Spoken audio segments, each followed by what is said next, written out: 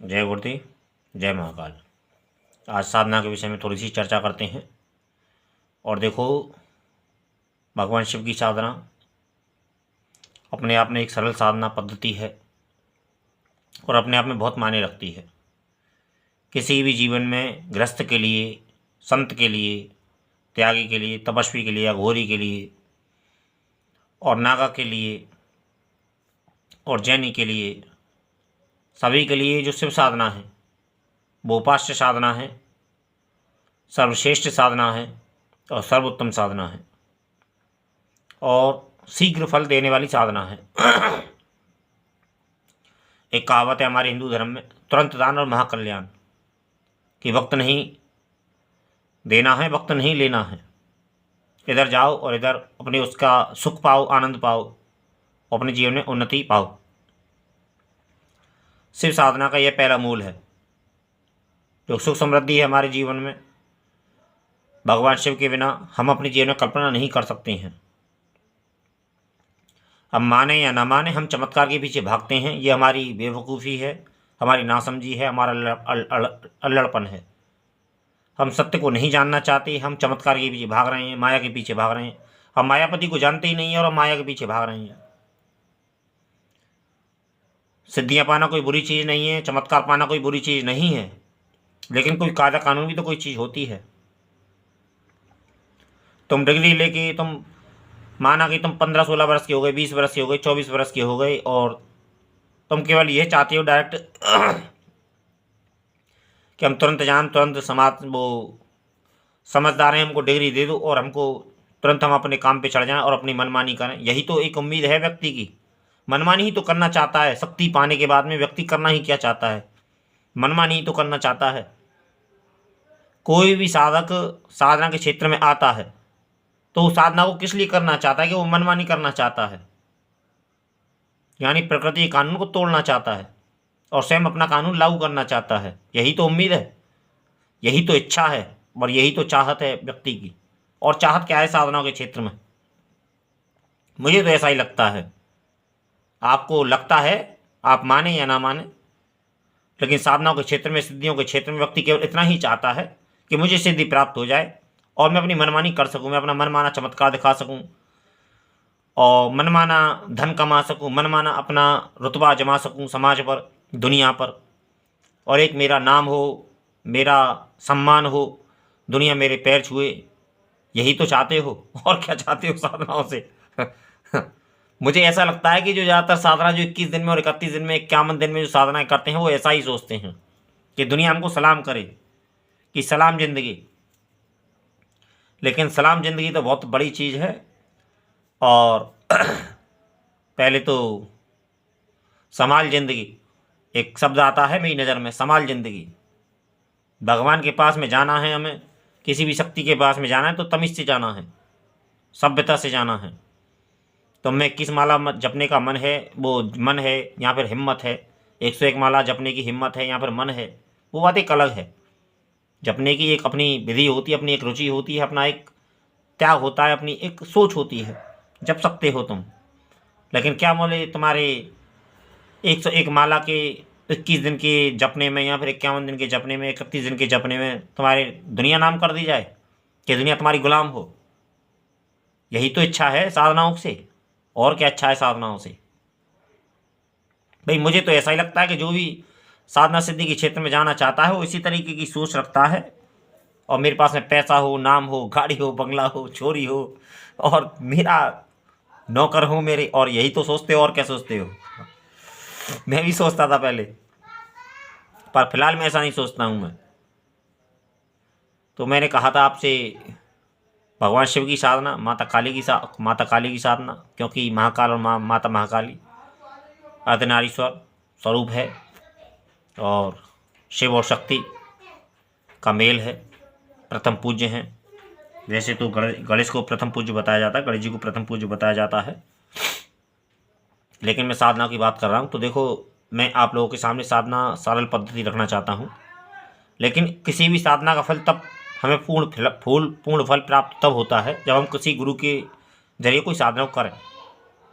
यदि हम गुरु के सानिध्य में साधना नहीं करेंगे, गुरु के द्वारा साधना नहीं करेंगे, या फिर गुरु को हटाकर अपनी साधना करेंगे। तुम्हारी श्रद्धा बहुत है, ये बात माना कि तुम्हारी श्रद्धा बहुत है और तुम में इच्छा शक्ति है और तुम कामयाबी पाना चाहते हो। कामयाबी कोई पाना कोई बुरी बात नहीं है। सफलता पाना चाहते हो, सुख समृद्धि पाना चाहते हो, ऐश्वर्य प्राप्त करना चाहते हो, कीर्ति प्राप्त करना चाहते हो, धन प्राप्त करना चाहते हो, कोई बुरी बात नहीं है। लेकिन उसके लिए सबसे पहले जो एक सिद्धांत है, नॉर्मल कानून है, उसके हिसाब से दुनिया बहुत बड़ी है।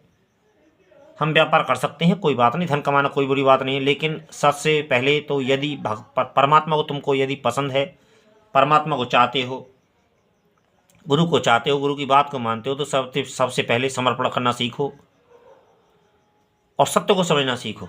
ये दो चीज़ मूल हैं।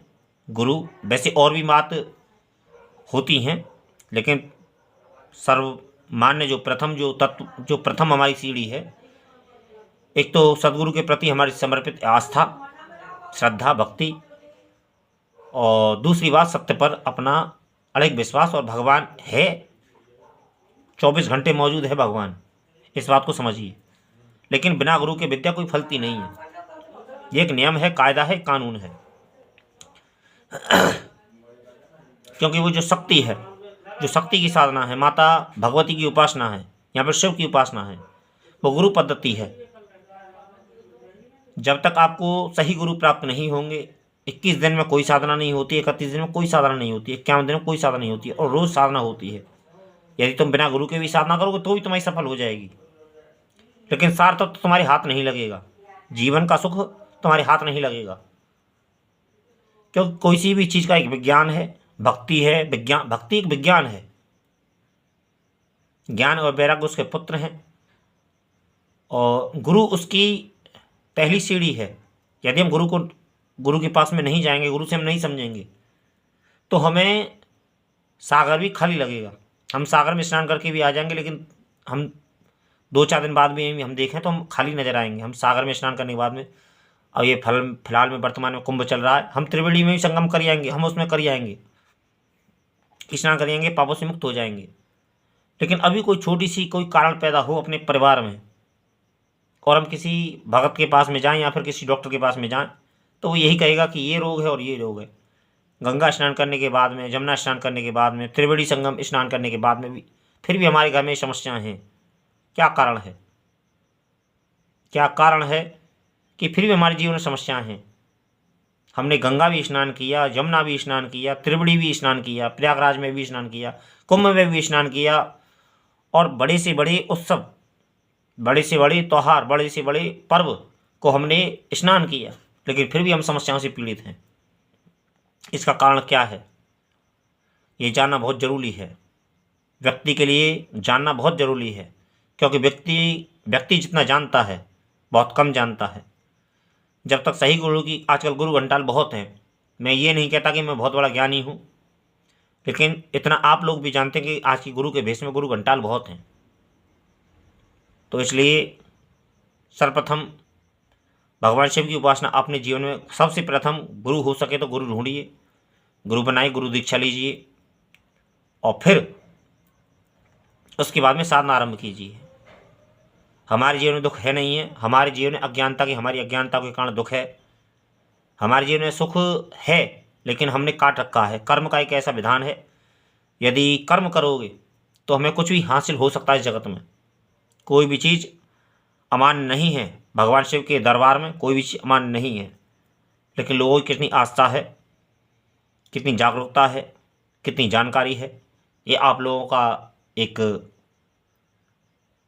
नॉलेज है। आप लोग कितना समझ पाते हैं। लेकिन फिर भी किसी गुरु के जरिए शिव साधना कीजिए।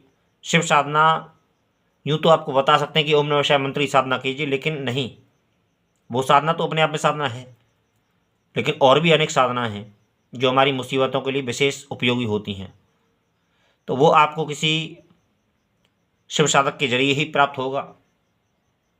और मैं अनुष्ठान वगैरह भी करता हूँ, अष्टांग वगैरह भी करने लगा हूँ, और बहुत से लोगों को लाभ भी मिला है और लाभ मिलेगा भी। जब अनुष्ठान होगा तो लाभ भी मिलेगा। और भी बहुत से लोगों को मैं आप लोगों से मिलाऊंगा जो गरीब हैं, बेबस हैं, और उनके लिए भी आप लोगों से प्रार्थना करूंगा कि आप लोग भी कुछ सहयोग कर सकें। जो भी सहयोग हो सके वो सहयोग करें, क्योंकि मेरा उद्देश्य स्वयं के कल्याण का और जन कल्याण का है। मेरा भी कल्याण हो और जन कल्याण भी हो, और सभी का अपना अपना कल्याण हो।